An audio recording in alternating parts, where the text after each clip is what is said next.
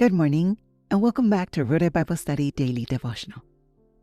Can we talk about what's going on in your head? Because I think a lot of us are fighting battles up there that nobody else can see. Listen to 2 Timothy chapter 1, verse 7. For God has not given us a spirit of fear, but of power, love, and sound mind. Power, love, and a mind that works right.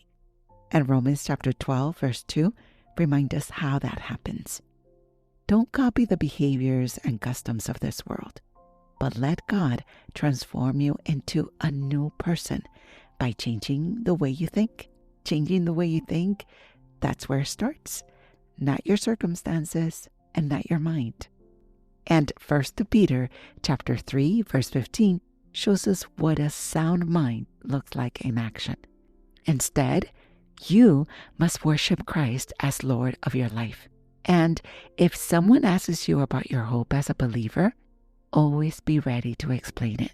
That takes a settled, clear mind, one that knows what it believes. So here's what I want to ask you. What's running on repeat in your mind right now? Because fear has a way of taking over up there.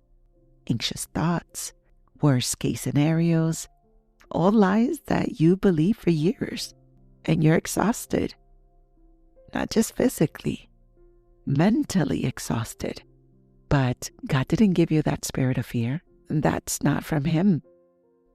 Here's your micro habit for today. When a fearful or an anxious thought shows up, stop it, replace it out loud if you can, and say, God didn't give me this fear. He gave me a sound mind. That thought telling you that everything's gonna fall apart, God didn't give me this fear. He gave me a sound mind. That anxiety that's spiraling at night, God didn't give me this fear. He gave me a sound mind. You're not stuck with those thoughts. You actually get to choose what stays. Let's pray. God, thank you that you gave us a sound mind and not a spirit of fear. Help us to recognize fearful thoughts and to replace them with your truth, and transform how we think so that we can reflect more clearly. In Jesus' name we pray. Amen, amen, and amen. Thanks for joining me today. Keep replacing fear with the sound mind God gave you and stay rooted. I'll see you next time.